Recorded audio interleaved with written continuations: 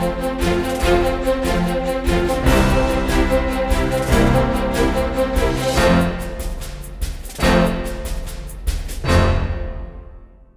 Study IQ IAS Hindi में आप सभी का स्वागत है। मेरा नाम है मनीष श्रीवास्तव और मुद्दे की बात कार्यक्रम में आज हम बात करने वाले हैं न्यूक्लियर फ्यूजन ब्रेक थ्रू के बारे में।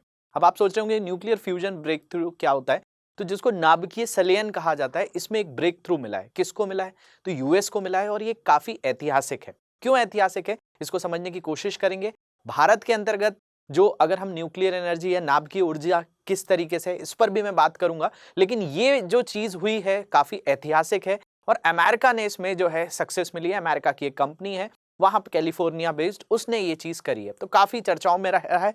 तो देखा जाए तो अगर आप देखेंगे तो यहाँ पर एक न्यूज आई हुई है कि US scientist announces fusion energy breakthrough. अब देखिए, अभी तक जितने भी विश्व भर में अगर हम नाभिकीय ऊर्जा की बात करें, न्यूक्लियर एनर्जी ऐसा तो नहीं है कि पहले यूज नहीं होती, भारत में भी बहुत ज्यादा यूज होती है। तारापुर अपने पावर प्लांट सुना होगा, राजस्थान में है, काकरापार गुजरात के अंतर्गत है, नरोरा उत्तर प्रदेश में भी बहुत सारे न्यूक्लियर पावर प्लांट्स हैं इंडिया में भी आज की डेट में। तो यूएस और बाकी जो वेस्ट की कंट्रीज है वहां तो होंगे ही, लेकिन यहां पर जो बात हो रही है वो फ्यूजन की हो रही है। फ्यूजन जो होता है वो होता है संलयन। इसको भी समझेंगे कि नाभिकीय विखंडन और संलयन में क्या अंतर होता है। तो जो संलयन प्रक्रिया होती है ये किसके अंतर्गत होती है? तारों के अंदर, सूर्य के अंतर्गत। तो वो जो चीज हुई है, यूएस साइंटिस्ट ने अनाउंस किया है कि भाई वो फ्यूजन करने में जो है फ्यूजन एनर्जी का ब्रेक थ्रू हुआ है। क्या हुआ है उस चीज को समझते हैं। तो देखिए, ये जो मामला है इसको समझने के लिए अगर हम बात करें तो एक कंपनी है कैलिफोर्निया की, मतलब कैलिफोर्निया यूएस के अंदर ही आता है, तो लॉरेंस लिवरमोर नेशनल लेबोरेटरी, यहां पे ये एक्सपेरिमेंट किया गया और इनको जो है सफलता मिली है। तो क्या इससे अब जो है हर जगह पे क्या नाभिकीय ऊर्जा का प्रयोग होने लगेगा? क्या हमारे घरों में भी बिजली इससे आएगी? तो इसका आंसर जो है वो नो है। ऐसा नहीं हुआ है, अभी इनको थोड़ी सफलता मिली है नाभिकीय संलयन के अंतर्गत। अब देखा जाए तो देखिए, इसका पूरा का पूरा अगर हम एक शब्द में बात करें कि भाई क्या हुआ है एग्जैक्टली यहाँ पर, तो यहाँ पर ऐसी चीज हुई है कि भाई कोई भी विश्व में, कोई भी वर्ल्ड में काम क्यों करना चाहता है और काम करने के बदले क्या चाहता है? काम करने के बदले सभी व्यक्ति चाहते हैं कि भाई कम हम अपनी एनर्जी लगाएं और ज्यादा आउटपुट मिले। यही सारी चीजें होती हैं, इसी चीज को एफिशिएंसी कहा जाता है। कोई भी चीज जो कम खपत में ज्यादा काम करके दे उसको एफिशिएंट कहा जाता है। तो इस मॉडल के साथ भी यही हुआ है कि न्यूक्लियर फ्यूजन एक्सपेरिमेंट तो हुआ है, लेकिन उस न्यूक्लियर फ्यूजन में, नाभिकीय संलयन में जो ऊर्जा लगाई गई है उससे ज्यादा ऊर्जा वहां से प्रकट हुई है, तो वो आपके लिए बहुत ज्यादा खास हो जाता है। किस कंपनी ने किया है? तो लॉरेंस लिवरमोर नेशनल लेबोरेटरी में किया है। मैं दोनों प्रोसेस समझाऊंगा आपको कि न्यूक्लियर फिजन क्या होता है, न्यूक्लियर फ्यूजन क्या होता है और ये चीज क्यों खास है और इसका कमर्शलाइजेशन क्यों नहीं हो सकता है। जैसा मैंने बताया, ये घरों तक नहीं आ रहा है, लेकिन ये घरों तक आने के लिए एक राह जो है इसने जरूर पेश करी है और इसमें क्या चुनौतियां आती हैं उनको भी देखेंगे। तो देखा जाए तो कैलिफोर्निया के वैज्ञानिकों ने पहली बार परमाणु संलयन, जिसको न्यूक्लियर फ्यूजन कहा जाता है, ये चीज करी है। फ्यूजन शब्द जो है वो संलयन से जुड़ा हुआ है। तकनीक में एक सफलता हासिल की है जो पहली बार प्रतिक्रिया खपत की तुलना में अधिक ऊर्जा का उत्पादन करेगी। तो ये भाई जितनी इसने ऊर्जा खपत करी है उससे ज्यादा उत्पादन किया है, यही मेन चीज है। अभी तक तो बहुत सारी जगह पे फ्यूजन के एक्सपेरिमेंट्स हुए थे, लेकिन दिक्कत वहां हो रही थी कि भाई जितनी ऊर्जा लगाते थे उतना ही आता था, लेकिन यहाँ पे जो ब्रेक थ्रू मिला है वो ज्यादा ऊर्जा का मिला है। इसके अलावा ये उपलब्धि किसको मिली है? तो अमेरिका की ऊर्जा विभाग के लॉरेंस लिवरमोर नेशनल लेबोरेटरी, जो कि सैन फ्रांसिस्को बेस्ड है आपकी कैलिफोर्निया में, वहां पर इस चीज को जो है बताया जा रहा है कि ये चीज हुई है। इसके अलावा हम बात कर लेते हैं कि भाई क्या होता है नाभिकीय संलयन और नाभिकीय विखंडन। तो ये देखिए, इसको कहा जाता है न्यूक्लियर फिजन, जिसको हिंदी में कहा जाता है नाभिकीय विखंडन की प्रक्रिया। जो नाभिकीय विखंडन है ये कहां पे होता है? तो अभी जितना भी विश्व भर में जो चीजें हैं, अगर आपने सुना था हिरोशिमा नागासाकी में एटम बम गिरा था, तो वो एटम बम किस प्रक्रिया पे आधारित था? तो वो न्यूक्लियर फिजन पे आधारित था। वो तो कब गिर गया? दूसरे विश्व युद्ध के समय, 70 साल से ऊपर हो गए। तो बेसिकली न्यूक्लियर फिजन कोई बड़ी चीज नहीं है, बहुत सारे देशों में हो रही है। हमारे यहाँ भी बहुत सारे न्यूक्लियर पावर प्लांट्स हैं, कुंडलकुलम, तारापुर जैसे मैंने नाम लिए, वहां पे फिजन होता है। लेकिन ये प्रक्रिया क्या है? ये है फ्यूजन। देखिए, फिजन में भी होता क्या है कि भाई एक जो बड़ा परमाणु होता है, मतलब यहां पर जैसे यूरेनियम को लिया गया और यूरेनियम से ही आपका यहां पे क्या हो रहा है? यूरेनियम से ही बेरियम और क्रिप्टॉन, मतलब एक बड़े परमाणु से टूटकर छोटे छोटे परमाणु जो है उत्पन्न होते हैं और उनके साथ क्या उत्पन्न होती है, उसके साथ आती है एनर्जी, एनर्जी या ऊर्जा। देखिए पूरा का पूरा मुद्दा जो है ऊर्जा से ही जुड़ा हुआ है, क्योंकि सभी चीजों में इंसान को क्या चाहिए, ऊर्जा चाहिए। आप गाड़ी चलाते हैं, पेट्रोल, डीजल, घरों में इलेक्ट्रिसिटी, ये सारी चीजें क्या हैं, एनर्जी सोर्सेस हैं, मतलब ऊर्जा का स्रोत हैं। तो हमें ऊर्जा तो चाहिए, तो इसलिए पूरे विश्व भर में इस पे अनुसंधान, रिसर्च होती रहती है। तो यहां पर भी जो चीज है कि इससे मिलती क्या है, ऊर्जा मिलती है। तो नाभिकीय विखंडन से भी ऊर्जा मिलती है और नाभिकीय संलयन से भी ऊर्जा मिलती है। तो बताया जाता है कि एटम बम जो है वो किस पर आधारित है, न्यूक्लियर फिजन पर आधारित है। लेकिन अगर हाइड्रोजन बम कोई बोले वो किस पर आधारित है, तो वो न्यूक्लियर फ्यूजन पे है, फिजन पे नहीं है, मतलब नाभिकीय संलयन पर है। तो अगर हिरोशिमा नागासाकी में हाइड्रोजन बम गिरा होता तो हिरोशिमा जापान तो छोड़िए, भारत भी नहीं जो है बचता, इतना ज्यादा जो है पावरफुल होता है। तो इससे जब ऊर्जा जो निकलती होगी वो भी बहुत पावरफुल होती होगी। तो वही चीज जो है अगर हम यहां पर देखें तो ये फ्यूजन है। फ्यूजन की अगर हम बात करें तो फ्यूजन में आप देख रहे होंगे यहां पर डी लिखा हुआ है। डी का मतलब ड्यूटेरियम होता है, टी का मतलब ट्राइटियम होता है। हाइड्रोजन आप लोगों ने पढ़ा हुआ है, तो हाइड्रोजन को अगर आप केमिस्ट्री में पढ़ेंगे तो इसका एटॉमिक नंबर 1 मिलेगा, मतलब इसका परमाणु क्रमांक 1 है। इसको कुछ इस तरीके से लिखा जाता है।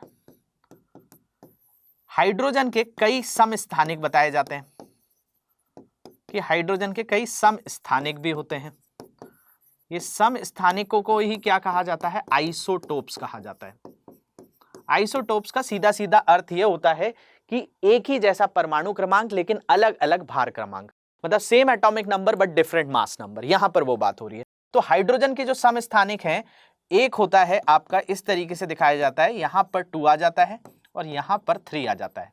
नॉर्मल हाइड्रोजन में यहां पर ऊपर 1 मिलेगा। अब आप जिनको नहीं पता है उनको मैं बता दे रहा हूं ये क्या होता है। तो कभी भी परमाणु को जब लिखा जाता है तो जब आपका किसी परमाणु के नीचे अगर कोई संख्या लिखी गई है तो वो बताता है उसका एटॉमिक नंबर। एटॉमिक नंबर का मतलब उसका परमाणु क्रमांक क्या है, और जो ऊपर लिखा जाता है वो बताता है भार क्रमांक। भार क्रमांक का मतलब इसका एटॉमिक मास कितना है।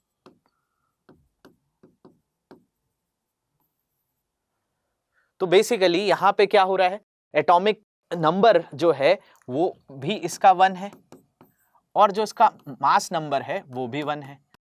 तो ये जो है आप पढ़ेंगे तो आपको देखने मिलेगा कि होता क्या है कि भाई जो एटॉमिक नंबर होता है वो बताया जाता है कि इसके अंतर्गत कितने प्रोटॉन हैं, और जो ये आपका भार बताया जाता है ये बताया जाता है कि प्रोटॉन और न्यूट्रॉन इन दोनों की संख्या कितनी है। तो इस चीज को क्या कह दिया जाता है, भार क्रमांक कह दिया जाता है। तो भाई एक समस्थानिक वो हो गए जिनके परमाणु क्रमांक तो एक जैसे होते हैं लेकिन भार क्रमांक अलग अलग होते हैं। तो यहां पे आपको भार क्रमांक अलग दिख रहा होगा, 2, 3, तो इसी को कहा जाता है ड्यूटेरियम, इसी को कहा जाता है ट्राइटियम।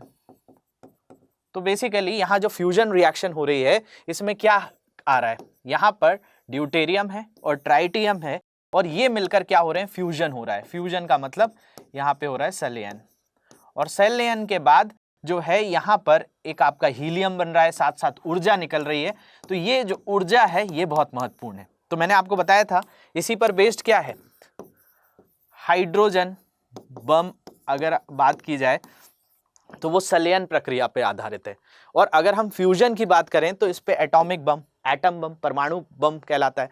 तो यहां पर आप देखिए यूरेनियम जो है ये लिखा हुआ है, तो यूरेनियम को इस तरीके से लिखा जाता है। तो ये आप देखेंगे तो ये यूरेनियम का परमाणु क्रमांक कितना है, 92, और यहाँ पे भार क्रमांक कितना है, 235। अब यही चीज जो हो रही है वो क्या हो रही है, यहाँ पर बेरियम में टूट जा रही है, क्रिप्टॉन में टूट जा रही है। यहाँ पे अगर आप जोड़ देखेंगे तो ये 56 है और ये 36 है, इन दोनों को जोड़ देंगे तो 92 आ जाएगा। मतलब ये यहाँ से इसी से टूट कर कुछ अलग अलग चीजें बन गई। तो विखंडन मतलब टूटना, संलयन मतलब जुड़ना, लेकिन अल्टीमेटली क्या मिल रही है, एनर्जी मिल रही है, ऊर्जा मिल रही है। अब यही ऊर्जा चाहिए, ये ऊर्जा मिल जाए तो बहुत ही काम आसान हो जाता है। देखिए न्यूक्लियर फिजन रिएक्शन में होता क्या है, हमें कोई ना कोई ऐसा तत्व चाहिए होता है जो कि क्या हो, जो कि हो रेडियो सक्रिय। अब आप सोचेंगे ये रेडियो सक्रिय क्या होता है, तो रेडियो सक्रियता एक चीज होती है कि कुछ पदार्थों में जैसे यूरेनियम हो गया, प्लूटोनियम हो गया, रेडियम हो गया, इनमें से निकलते रहते हैं अल्फा, बीटा, गामा रेडिएशंस, इनसे तरंगे निकलती रहती हैं। तो आप सोचेंगे क्या दिक्कत है, निकलती रहनी चाहिए। भाई ये शरीर के लिए काफ़ी हार्मफुल होती है, इसलिए जहाँ न्यूक्लियर प्लांट्स बनाए जाते हैं उनको शहरों से दूर बनाया जाता है, लोगों से दूर बनाया जाता है कि इनके संपर्क में अगर इंसान आ गया तो कैंसर जैसी बीमारी हो जाती है। अगर हम रेडियो सक्रियता के बारे में आप पढ़ेंगे तो रेडियो सक्रियता की खोज की थी आपका Henri Becquerel, madam Curie, Robert Pierre, इनको तीनों को सम्मिलित रूप से नोबेल पुरस्कार दिया गया था। और इनकी डेथ में अगर हम देखते हैं तो इनकी मृत्यु भी कैंसर के कारण हुई, क्योंकि इतना ज्यादा एक्सपेरिमेंट इन चीजों पे किया, जो रेडियो सक्रिय पदार्थ थे उन पे एक्सपेरिमेंट करने के कारण इनकी बॉडी पे भी रेडिएशन सिमिट हुए और इनको नुकसान हुआ। तो नाभिकीय विखंडन प्रक्रिया में एक ये नुकसान तो बना रहता ही है कि यहाँ पर जो विकिरण है, जो रेडिएशन है, रेडिएशन तो इम्पैक्ट करता ही है। आप कभी एक्सरे भी करवाने गए होंगे तो एक्सरे रूम में जो एक्सरे करता है वो भी एक कॉस्ट्यूम पहन के करता है। अब किसी व्यक्ति की मजबूरी होती है कि उसको एक्सरे कराना होता है, नहीं तो वो रेडिएशन अगर आप रोजाना लेंगे तो आपके लिए भी हार्मफुल होगा। इसलिए आप देखेंगे कि कभी कोई एक्सरे करने जाएंगे आप तो वहां पे सारे लोगों को नहीं अंदर बुलाया जाता है, जो पेशेंट है उसी को रखा जाता है और बाकी जो कर रहा होता है वो एक विशेष प्रकार की पोशाक पहनता है, कॉस्ट्यूम पहनता है, तब करता है ताकि वो रेडिएशन उसको इमिट ना हो। सेम चीज जब फिजन रिएक्शन होती है तो फिजन रिएक्शन में ऐसी चीजों की प्रेजेंस होना जरूरी है। अब ये होता है ऐसे कि खुले में नहीं होता है, इसके लिए भी न्यूक्लियर रिएक्टर चाहिए होता है, नाभिकीय रिएक्टरों में होता है। एनरिको फर्मी जो थे उन्होंने इस चीज की खोज की थी और अमेरिका से ये चीज चालू होना हुई थी। अभी भी अमेरिका ने ही इसमें सक्सेस मिली है, जो कि मैंने आपको कंपनी के बारे में बताया। तो बेसिकली ये पूरा का पूरा जो प्रोसेस है वो फ्यूजन पे बेस्ड है। लेकिन फ्यूजन में अगर आप देखेंगे तो भाई हाइड्रोजन है, ड्यूटेरियम है, ट्राइटियम है, ये कहाँ पे होते हैं? तो समुद्रों में मिल सकते हैं आपको, ट्राइटियम, ड्यूटेरियम वगैरह आसानी से मिल जाता है। हीलियम वगैरह भी जो इससे बन रहा है वो भी कोई एक तरीका का रेडियो सक्रिय पदार्थ नहीं बन रहा है। मतलब इस वाली ऊर्जा से अगर हमने लगी, अभी इंडिया में जो है बिजली बनती है, चौथे नंबर पे हमारे यहाँ नाभिकीय ऊर्जा का भी प्रयोग किया जाता है, क्योंकि सबसे ज्यादा तो हम कोयले का प्रयोग करते हैं। अब कोयले का प्रयोग होगा तो वो थर्मल इलेक्ट्रिसिटी है, या तो पानी से जो हाइड्रो इलेक्ट्रिक प्लांट्स होते हैं तो हाइड्रो इलेक्ट्रिसिटी है, या सौर ऊर्जा का इस्तेमाल होता है, पवन ऊर्जा का इस्तेमाल होता है। उसके बाद जब आता है तो वो आती है नाभिकीय ऊर्जा। कुछ ही प्लांट्स हैं हमारे इंडिया में जहां पर इसका उत्पादन होता है, लेकिन उससे भी तो बिजली हम यूज कर रहे हैं, लेकिन वो बिजली जो है वो नाभिकीय विखंडन पर आधारित है। अगर नाभिकीय संलयन कमर्शियल रूप में इस्तेमाल होने लगा तो इससे सबसे बड़ा फायदा होगा कि भाई कोई भी तरह का कार्बन एमिशन नहीं होगा, ग्लोबल वार्मिंग नहीं होगी, कोई तरह का रेडिएशन भी नहीं होगा, क्योंकि ये कोई हार्मफुल थोड़ी है। ना हीलियम आपके लिए हार्मफुल है, ना हाइड्रोजन आपके लिए हार्मफुल है। तो आपके जो है अच्छे परमाणु हैं, मतलब अच्छे एलिमेंट्स हैं जो आपको नुकसान नहीं पहुंचाते हैं, लेकिन इसमें कुछ ऐसे एलिमेंट्स होते हैं जो आपको नुकसान पहुंचाते हैं। तो यहां पर ये चीज हो जाए तो बहुत आसान है। लेकिन अभी जो है इसमें क्या सफलता मिली, ये ब्रेक थ्रू क्या हुआ है, तो उसको समझने की कोशिश करिए। लेकिन ये जो हुआ है वो फ्यूजन पे हुआ है, इसलिए इतना खास है, इसलिए इतना बड़ा इवेंट है कि भाई यहां पर जो मैंने आपको बताया कि फ्यूजन में होता क्या है, ड्यूटेरियम और ट्राइटियम मिलकर आपका हीलियम और न्यूट्रॉन बनाते हैं और साथ में क्या निकलती है, ऊर्जा निकलती है। तो ये ऊर्जा का इस्तेमाल किया जा सकता है। अब यहां पे क्या हुआ है तो इस चीज को समझिए। ये मैंने आपको बता दिया क्या है, परमाणु विखंडन और संलयन, तो आपको समझ में आ गया इन दोनों प्रक्रियाओं में बड़ी मात्रा में ऊर्जा जारी होती है, लेकिन विखंडन की तुलना में संलयन में काफी अधिक होती है।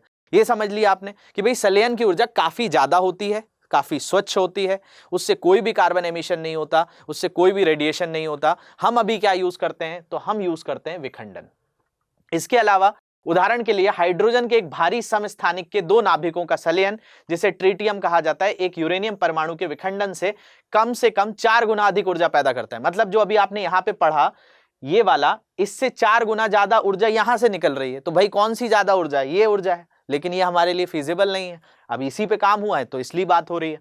तो ये जो एक यूरेनियम परमाणु के विखंडन से कम 4 गुना अधिक ऊर्जा पैदा होती है, जो परमाणु रिएक्टर में बिजली पैदा करने की सामान्य प्रक्रिया है। तो इससे हम कर सकते हैं, लेकिन ये प्रक्रिया के लिए कुछ समस्याएं भी हैं। अब वो क्या समस्या है उन पे भी नजर डालेंगे। इसके अलावा अधिक ऊर्जा उपज के अलावा संलयन ऊर्जा का एक कार्बन मुक्त स्रोत है, जो मैंने आपको बताया, और नगण्य विकिरण है। मतलब इससे कोई भी तरह का रेडिएशन नहीं है, नेग्लिजिबल रेडिएशन है। यहां से रेडिएशन की ही एक बहुत बड़ी दिक्कत होती है, तो यहां तो रेडिएशन की भी दिक्कत नहीं है। अब फिर समस्या क्या हो जाती है, तो समस्या यह है कि भाई संलयन प्रक्रिया हम यहां पर करना इतना आसान नहीं है, वो होती है सूर्य के अंतर्गत। अब सूर्य के अंतर्गत से बोला जा रहा है कि अगर पृथ्वी पे करना है तो पृथ्वी पर किसी जगह पर तापमान इतना होना चाहिए कि सूर्य की जो कोर के अंदर तापमान है उससे भी 10 गुना तापमान पृथ्वी पर बनाना। अब किसी लेबोरेटरी में बनाना कितना ज्यादा हार्मफुल हो सकता है, कितना ज्यादा रिस्की हो सकता है, इसके कारण ये चीज नहीं हो पाती। बड़े बड़े प्लांट्स बनाने पड़ते हैं, इतना टेम्परेचर, सूर्य से भी ज्यादा तापमान देना, तो ये जो है यही है। लेकिन संलयन प्रक्रिया केवल बहुत अधिक तापमान पर होती है। सूर्य के केंद्र में मौजूद तापमान से 10 गुना अधिक तापमान चाहिए, तब जाकर ये ऊर्जा देंगे। क्योंकि ये प्लैनेट्स इतना, जो अगर हम सन की बात करें, स्टार्स की बात करें, ये चमक रहे हैं, इतनी ऊर्जा दे पा रहे हैं, कैसे दे पा रहे हैं? कहीं ना कहीं से तो ऊर्जा बना रहे हैं, तो वो नाभिकीय संलयन का प्रयोग कर रहे हैं। अब वो पृथ्वी पर बनाने के लिए हमें भी वैसी स्थिति बनानी पड़ेगी, तो 10 गुना अधिक तापमान, ये हमारे लिए रिस्की है। और प्रयोगशाला में इस तरह के चरम वातावरण को बनाने के लिए भारी मात्रा में ऊर्जा की भी आवश्यकता होती है। अब इतनी ऊर्जा बनाई जाए, उतना ज्यादा उस चीज को सेफ रखा जाए, कहीं पर भी अगर ये जो है इससे कोई रेडिएशन इमिट नहीं होगा, लेकिन इतना तापमान जो है लोगों के लिए तो हानिकारक है। इसके अलावा अब तक ऐसे प्रयोगात्मक संलयन प्रक्रियाओं में जारी ऊर्जा उच्च तापमान को सक्षम करने के लिए उपयोग की जाने वाली ऊर्जा से कम रही है। इसका मतलब क्या है? तो भाई अभी तक जितने एक्सपेरिमेंट्स होते थे उनमें होता था कि मान लिया जाए कि आपने 1 रुपए लगाए। देखिए यहाँ पे मैं अर्थव्यवस्था के हिसाब से नहीं बता रहा हूं, आपको समझाने के लिए बता रहा हूं कि ऊर्जा के हिसाब से समझिए कि भाई किसी ने 1 रुपए लगाए और उसको 50 पैसे ही उससे निकले, तो ये क्या हो गया? एक तरह का घाटा हो गया अर्थव्यवस्था के हिसाब से, इकोनॉमी के हिसाब से। लेकिन ऊर्जा के हिसाब से भी समझिए कि कहीं पर जो है 10 जूल की एनर्जी लग रही है और उससे बन रही 5 जूल एनर्जी है, तो आप क्या कर रहे हो? एनर्जी वेस्ट ही कर रहे हो संलयन में, क्योंकि भाई संलयन कराने में भी तो ऊर्जा लगती है। तो अब जो ये एक्सपेरिमेंट किया है यूएस बेस्ड कंपनी ने, वो हमारे लिए जो है वो खास हो जाता है, क्योंकि अभी तक जितने एक्सपेरिमेंट्स हुए हैं उनमें कोई ज्यादा फायदा नहीं हुआ, या हुआ भी है तो बस ब्रेक इवन है कि जितनी ऊर्जा लगाई उतनी ही ऊर्जा मिल गई, तो फायदा क्या उसमें? तो अधिक से अधिक इनमें से कुछ प्रतिक्रियाओं में लगभग ब्रेक इवन ऊर्जा उत्पन्न हुई है कि 1 जूल की ऊर्जा लगाई तो 1 जूल ही मिल गया, तो इससे फायदा कुछ भी नहीं हुआ था। लेकिन ये वाले एक्सपेरिमेंट में ज्यादा आउटपुट मिला है, इसलिए खास है। इसलिए कैलिफोर्निया के लॉरेंस लिवरमोर नेशनल लेबोरेटरी में किए गए ताजा प्रयोग को बड़ी बात माना जा रहा है। क्यों माना जा रहा है? क्योंकि इस प्रक्रिया में 1 न्यूट्रॉन और कार्बन मुक्त स्वच्छ ऊर्जा जारी करने के लिए लेजरों का उपयोग किया गया था। यहां पर देखिए, ये प्रक्रिया कराने के लिए किसका इस्तेमाल किया गया? लेजर का इस्तेमाल किया गया, और सुपरहिट प्लाज्मा अवस्था में रखे हाइड्रोजन समस्थानिकों पर बमबारी करने के लिए किया गया था। और इससे हुआ क्या? लेजरों की शक्ति प्रदान करने के लिए उपयोग किए जाने पर 2.1 मेगा जूल, मेगा का मतलब होता है 10 की पावर 6, जूल का मतलब होता है ऊर्जा की यूनिट, तो 2.1 मेगा ऊर्जा यहां पे लगाई गई। और कितनी ऊर्जा का उत्पादन हो गया? तो देखिए 2.5 मेगा जूल ऊर्जा का उत्पादन हो गया। इसलिए ये चीज खास हो गई, क्योंकि अभी तक जितने भी चीजें हो रही थी वो ब्रेक इवन पे ही रुक जा रही थी, लेकिन यहां पर आने के बाद जब 2.1 मेगा जूल की ऊर्जा लगाने पर जो आउटपुट मिला है वो ज्यादा मिला है। इसलिए जो है अमेरिका ने ये ऐतिहासिक काम किया है। तो वही फिर बात हो गई, क्या इसको करने से अब घरों में प्रयोग होने लगेगा? नहीं, अभी घरों में ऐसी कोई भी तरह की चीज नहीं हुई है। अभी तो एक्सपेरिमेंट लेजर की मदद से एक लेबोरेटरी में किया गया। अब पूरे विश्व को ऊर्जा देनी है तो उसके लिए तो बहुत बड़े बड़े प्लांट्स चाहिए। ये तो अभी एक जगह पे हुआ है, थोड़ी बहुत सफलता मिली है, लेकिन वो खास सफलता है। तो कमर्शियल यूज के लिए तो नहीं हुआ है, लेकिन बाकी चीजों के लिए अच्छा है। वैज्ञानिक दशकों से तकनीक के साथ प्रयोग कर रहे थे, लेकिन इसकी खपत से अधिक ऊर्जा पैदा करने की प्रक्रिया प्राप्त करना मायावी रहा था, क्योंकि लग ही नहीं रहा था कि ऐसा कभी हो पाएगा। क्योंकि मैंने बताया कि मोस्टली जो अच्छे से अच्छे केस भी गए उसमें ब्रेक इवन ही हो पा रहा था, लेकिन यहाँ ज्यादा मिलना एक बहुत बड़ा अच्छा स्टेप है और एक ब्रेक थ्रू है यूएस के लिए। इसके अलावा अगर हम बात करें फ्यूल एनर्जी का भविष्य क्या है, आज तो हम कोयले का इस्तेमाल भरपूर कर रहे हैं, थर्मल एनर्जी इतनी ज्यादा प्रयोग हो रही है। भारत के अंदर लगभग 65% से ज्यादा घरों में जो ऊर्जा आती है वो कोयले के जलने से आती है, उससे कार्बन का एमिशन बहुत होता है। तो ये जो ऊर्जा है इनमें आपने एक चीज तो समझी कि भाई इससे तो ना कार्बन एमिशन होता है ना तो रेडिएशन एमिशन होता है, तो ये तो बहुत अच्छी है, लेकिन बहुत लंबी राह है। जबकि परिणाम के लिए अगर हम बात करें एक सफलता का प्रतिनिधित्व करते हैं, और ये अभी भी एक व्यवहार तकनीक बनाने का एक लंबा रास्ता है, क्योंकि अभी बहुत लंबा सफर तय करना है। क्योंकि अगर हम न्यूक्लियर फिजन की भी बात करें, नाभिकीय विखंडन की भी बात करें, तो भाई 2.5% औसतन इसका इस्तेमाल हो रहा है, मतलब 2.5% ही न्यूक्लियर एनर्जी पूरे विश्व भर में इस्तेमाल हो रही है। सबसे ज्यादा क्या हो रही है? कोयले का इस्तेमाल हो रहा है, सौर ऊर्जा का इस्तेमाल हो रहा है, पवन ऊर्जा का इस्तेमाल हो रहा है, या फिर हाइड्रो इलेक्ट्रिसिटी का इस्तेमाल हो रहा है। इन नाभिकीय विखंडन का प्रयोग अभी इतना नहीं हो रहा है, तो नाभिकीय संलयन के इतना पूरा सेटअप इकोसिस्टम बनाना काफी टफ है। तो एक लंबा रास्ता है। अकेले ही दुनिया को जीवाश्म ईंधन से दूर करने और जलवायु परिवर्तन को सीमित करने में मदद करने के लिए पर्याप्त स्वच्छ ऊर्जा प्रदान करना है। तो इसके लिए ये एक ऑल्टरनेटिव तो है, लेकिन उस ऑल्टरनेटिव के लिए जैसे आज आप देखें कि भाई बैटरी की गाड़ियां चलाना आसान है, मतलब बैटरी की गाड़ियां जो हैं उनसे क्या है कि भाई कार्बन एमिशन नहीं हो रहा है। लेकिन अगर हम दूसरा सिरा देखें तो कितने लोग बैटरी वाली गाड़ी चला रहे हैं? आज सभी के पास क्या है, जो हमारे पास एक सिस्टम है वो तो क्या है, पेट्रोल डीजल का ही है।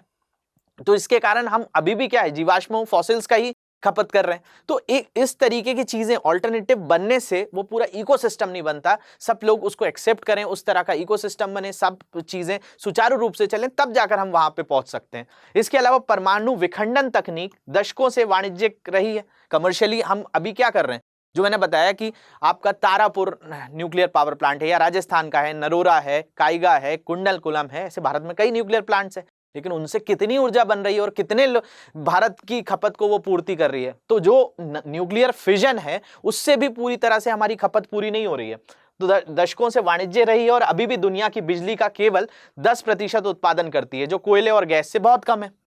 तो ये देखा जाए तो इतना लेवल अगर कम रहेगा तो संलयन तक पहुंचने में भी अभी काफी लंबी राह तय करनी पड़ेगी। इसके अलावा अगर हम भारत के अंतर्गत बात करें कि कहां कहां भी न्यूक्लियर प्लांट्स है, मैंने कई नाम भी लिए थे। भारत का एक बहुत बड़ा पावर प्लांट है जो महाराष्ट्र में, तारापुर। इसके अलावा कुंडलकुलम की भी बात करें, यह भी काफी बड़ा है, तमिलनाडु में। Madras atomic power station, Karnataka में काइगा है। इसके अलावा राजस्थान जो है, इसके अलावा काकरापार, ये गुजरात का है। उत्तर प्रदेश में नरोरा है। ये कुछ पावर प्लांट्स हैं इंडिया के अंतर्गत। और इंडिया में लगभग मैंने आपको बताया कि 2.5% औसत ऊर्जा तो इस्तेमाल हो रही है और 2.5 से 6% के बीच में है। और विश्व में लगभग 10% तक ये जो है कई कई देशों में पहुंचा है। सारी जगहों पे तो हुआ भी नहीं है। कई देशों में तो क्या होता है, आपका रेडियो एक्टिव एलिमेंट्स ही नहीं मिलते, रेडियो सक्रिय पदार्थ ही नहीं मिलते। अब भारत में भी अगर हम बात करें, ये न्यूक्लियर प्लांट चल रहे हैं, लेकिन इनमें चलाने के लिए थोरियम की जरूरत होती है, यूरेनियम की जरूरत होती है, प्लूटोनियम की जरूरत होती है। उसमें से कई बहुत सारी निर्भरता हमारी ऑस्ट्रेलिया पे, हम ऑस्ट्रेलिया से मंगाते हैं तब जाकर इंडिया में कर पाते हैं। तो ये जो चीज है उस पर आगे पहुंचना जो है मुश्किल है। लेकिन नाभिकीय संलयन जो है वो बहुत ही ऐसे पदार्थों से बनता है जैसे कि हाइड्रोजन, जो कि बहुत ही इजीली अवेलेबल है। लेकिन उस ऊर्जा के लिए उस तरह का सिस्टम बनाना काफी ज्यादा जटिल है, लेकिन उस पर थोड़ी बहुत सफलता मिली है। तो होप ये चीज आपको समझने आई होगी। इसके अलावा कोई डाउट्स होंगे तो इन सोशल मीडिया हैंडल पे मुझसे जुड़ जाइए। लेक्चर की पीडीएफ ऊपर दिए गए टेलीग्राम ग्रुप से आप डाउनलोड कर लीजिए। और कोई डाउट्स हैं तो कमेंट सेक्शन में मुझे जरूर बताइए। Thank you very much for watching this. Have a great day. Hindi में यूपीएससी की तैयारी से संबंधित प्रोग्राम्स को देखने के लिए सब्सक्राइब करें स्टडी IQ IAS हिंदी।